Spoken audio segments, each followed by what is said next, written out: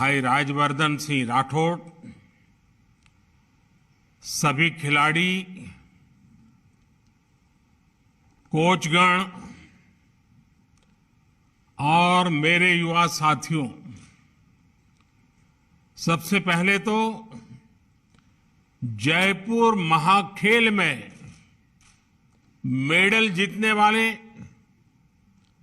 इस प्रतियोगिता में शामिल होने वाले प्रत्येक खिलाड़ी,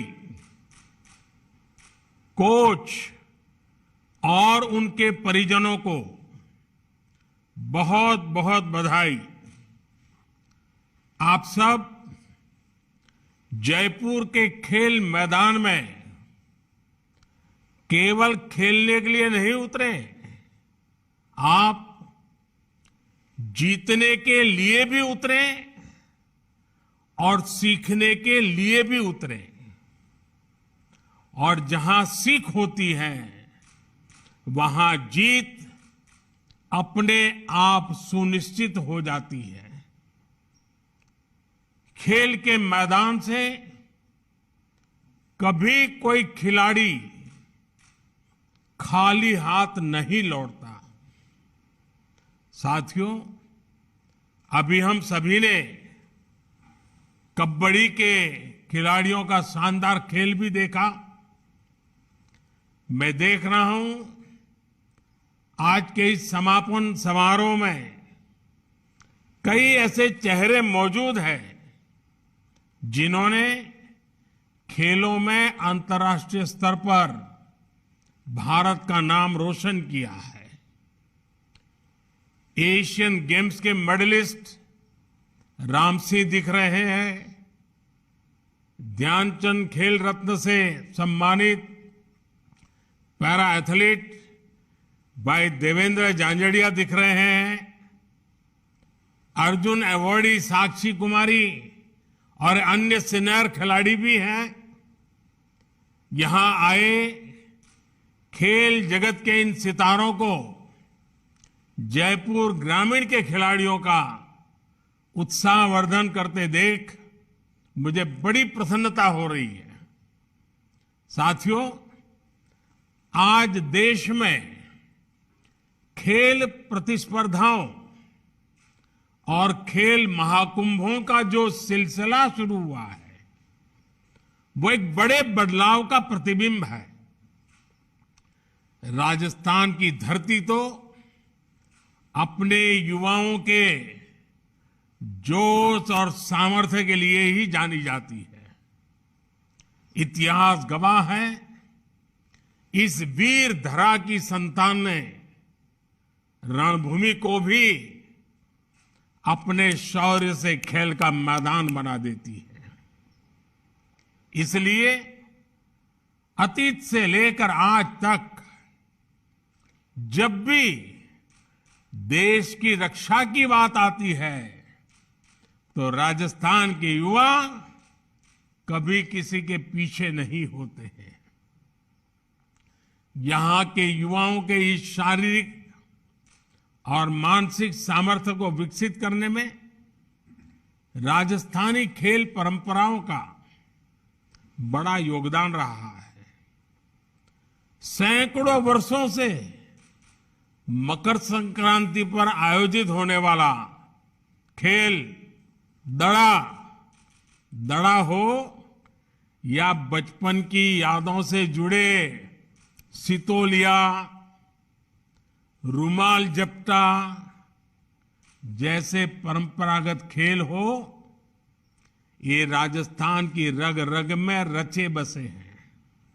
इसलिए इस राज्य ने देश को कितनी ही खेल प्रतिभाएं दी हैं, कितने ही मेडल देकर तिरंगे की शान को बढ़ाया है। और आप जयपुर वालों ने तो आपने तो सांसद भी ओलंपिक पदक विजेता चुना है। मुझे खुशी है कि राजवर्धन सिंह राठौड़ जी, उनको देश ने जो दिया है उसे वो सांसद खेल स्पर्धा के जरिए नई पीढ़ी को लौटाने का काम कर रहे हैं। हमें इन प्रयासों को और विस्तार देना है ताकि इसका प्रभाव और भी व्यापक हो। जयपुर महाखेल का सफल आयोजन हमारे ऐसे ही प्रयासों की अगली कड़ी है। इस वर्ष 600 से ज्यादा टीमों का 6,500 युवाओं का इसमें भाग लेना इसकी सफलता का प्रतिबिंब है। मुझे बताया गया है कि इस आयोजन में बेटियों की भी 125 से ज्यादा टीमों ने हिस्सा लिया है। बेटियों की ये बढ़ती हुई भागीदारी एक सुखद संदेश दे रही है। साथियों, आजादी के इस अमृत काल में देश नई नई परिभाषाएं गढ़ रहा है, नई व्यवस्थाओं का निर्माण कर रहा है। देश में आज पहली बार खेलों को भी सरकारी चश्मे से नहीं बल्कि खिलाड़ियों की नजर से देखा जा रहा है। मैं जानता हूं, युवा भारत की युवा पीढ़ी के लिए असंभव कुछ भी नहीं है। युवाओं को जब सामर्थ्य, स्वाभिमान, स्वावलंबन, सुविधा और संसाधन की शक्ति मिलती है तो हर लक्ष्य आसान हो जाता है। देश की इस अप्रोच की झलक इस बार की बजट में भी दिखाई दे रही है। इस बार देश के बजट में खेल विभाग को करीब 2500 करोड़ रुपए का बजट मिला है, जबकि 2014 से पहले खेल विभाग का बजट 800 साढ़े 800 करोड़ रुपए के आसपास ही रह जाता था। यानी 2014 के मुकाबले देश के खेल विभाग के बजट में लगभग 3 गुना बढ़ोतरी हुई है। इस बार अकेले खेलो इंडिया अभियान के लिए ही 1000 करोड़ रुपए से ज्यादा बजट दिया गया है। ये ऐसा खेल से जुड़े हर क्षेत्र से में संसाधनों और सुविधाओं का निर्माण करने की दिशा में काम आएगा। साथियों, पहले देश के युवाओं में खेल का जज्बा तो होता था, प्रतिभा भी होती थी, लेकिन अक्सर संसाधन और सरकारी सहयोग की कमी हर बार आड़े आ जाती थी। अब हमारे खिलाड़ियों की इस चुनौती का भी समाधान किया जा रहा है। मैं आपको इस जयपुर महाखेल का ही उदाहरण दूंगा। जयपुर में यह आयोजन बीते 5-6 वर्षों से चल रहा है। ऐसे ही देश के कोने कोने में भारतीय जनता पार्टी के सांसद अपने अपने क्षेत्रों में खेल महाकुंभों का आयोजन करवा रहे हैं। इन सैकड़ों खेल महाकुंभों में हजारों युवा, हजारों प्रतिभावान खिलाड़ी अलग अलग खेलों में भाग ले रहे हैं। सांसद खेल महाकुंभ की वजह से देश की हजारों नई प्रतिभाएं उभर कर सामने आ रही है। साथियों, ये सब इसलिए मुमकिन हो पा रहा है क्योंकि केंद्र सरकार अब जिला स्तर और स्थानीय स्तर तक स्पोर्ट्स फैसिलिटी बना रही है। अब तक देश के सैकड़ों जिलों में लाखों युवाओं के लिए स्पोर्ट्स इंफ्रास्ट्रक्चर तैयार किया गया है। राजस्थान में भी केंद्र सरकार द्वारा अनेक शहरों में स्पोर्ट्स इंफ्रा का निर्माण हो रहा है। आज देश में स्पोर्ट्स यूनिवर्सिटीज भी बन रही हैं और खेल महाकुंभ जैसे बड़े आयोजन भी प्रोफेशनल तरीके से हो रहे हैं। इस बार नेशनल स्पोर्ट्स यूनिवर्सिटी को भी अधिकतम बजट प्रदान किया गया है। हमारा प्रयास है कि स्पोर्ट्स मैनेजमेंट और स्पोर्ट्स टेक्नोलॉजी से जुड़ी हर विद्या को सीखने का माहौल बने, जिससे युवाओं को इस क्षेत्र में कैरियर बनाने का अवसर मिलेगा। साथियों, पैसे की कमी के कारण कोई युवा पीछे न रह जाए, इस पर भी हमारी सरकार का ध्यान है। बेहतरीन प्रदर्शन करने वाले खिलाड़ियों को केंद्र सरकार अब सालाना 5 लाख रुपए तक की मदद करती है। प्रमुख खेल पुरस्कारों में दी जाने वाली राशि भी 3 गुना तक बढ़ा दी गई है। ओलंपिक जैसी बड़ी वैश्विक प्रतियोगिताओं में भी अब सरकार पूरी शक्ति से अपने खिलाड़ियों के साथ खड़ी रहती है। टॉप्स TOPS टॉप्स जैसी स्कीम के जरिए वर्षों पहले से खिलाड़ी ओलंपिक की तैयारी कर रहे हैं।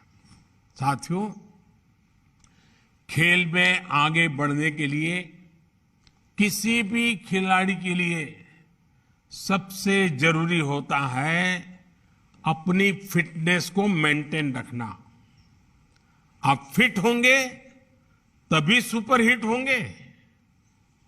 और फिटनेस तो जितनी खेल के ही मैदान में जरूरी होती है, उतनी ही जिंदगी के मैदान में भी जरूरी होती है।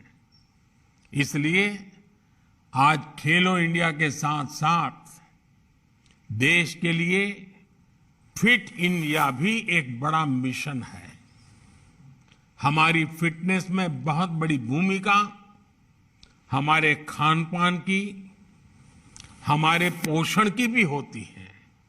इसलिए मैं आप सबसे एक ऐसे अभियान की चर्चा भी करना चाहता हूं, जिसकी शुरुआत तो भारत ने की, लेकिन अब वो एक ग्लोबल कैंपेन बन गया है। आपने सुना होगा,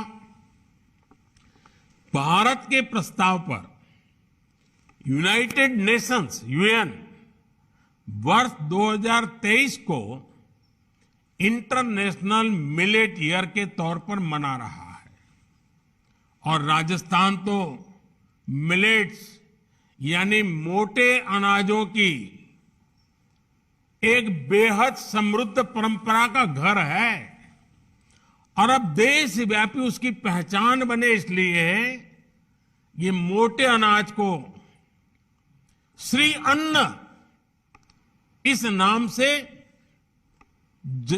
लोग जाने, ये बहुत आवश्यक है। इस बार बजट में भी इस बात का उल्लेख किया गया है। ये सुपर फूड है, ये श्री अन्न है और इसलिए राजस्थान का श्री अन्न बाजरा, श्री अन्न ज्वार, ऐसे अनेक मोटे अनाज ये श्री अन्न के नाम के साथ अब जुड़ गए हैं, उसकी पहचान है। और ये कौन नहीं जानता जो राजस्थान को जानता है, ये हमारे राजस्थान का बाजरे का खिचड़ा और चूरमा, क्या कोई भूल सकता है क्या? मेरा आप सभी युवाओं से विशेष आह्वान होगा, आप अपने खाने में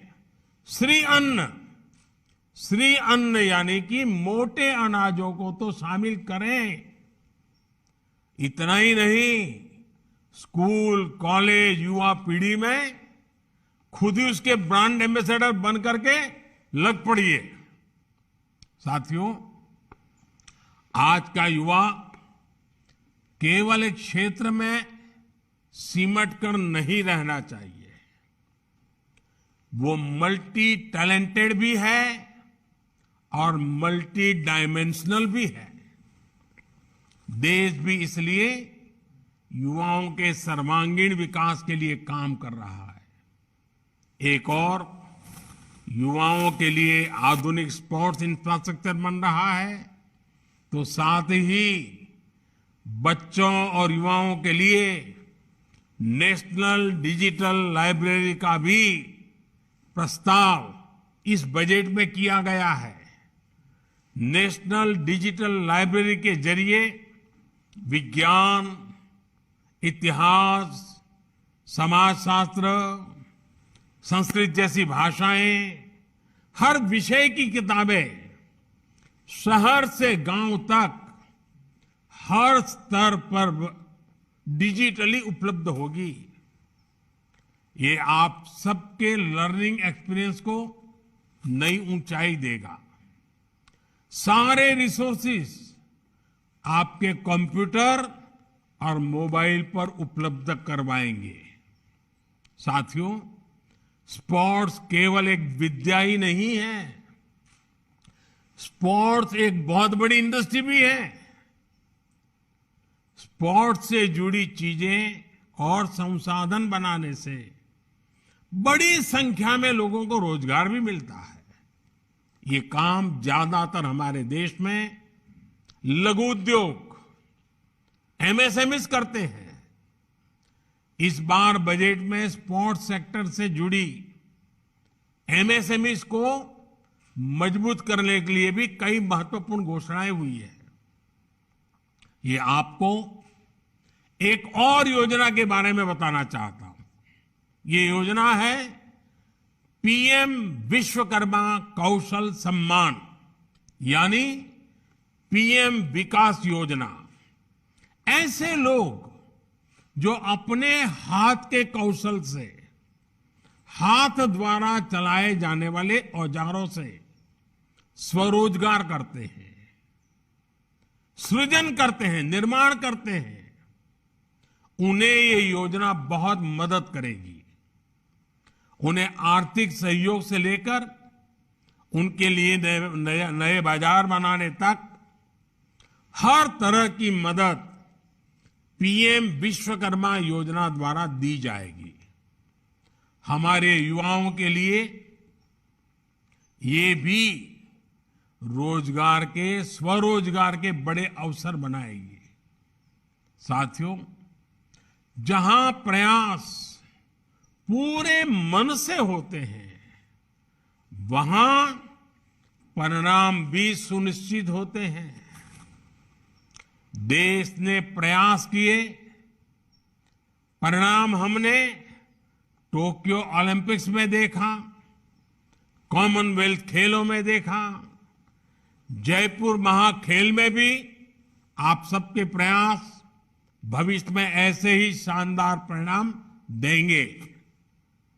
आपसे ही देश के लिए अगले गोल्ड और सिल्वर मेडलिस्ट निकलने वाले हैं। आप अगर ठान लेंगे तो ओलंपिक्स तक में तिरंगे की शान बढ़ाएंगे। आप जिस क्षेत्र में जाएंगे वहां देश का नाम रोशन करेंगे। मुझे विश्वास है हमारे युवा देश की कामयाबी को बहुत आगे तक लेकर के जाएंगे। इसी भावना के साथ आप सभी का बहुत बहुत धन्यवाद, बहुत बहुत शुभकामनाएं।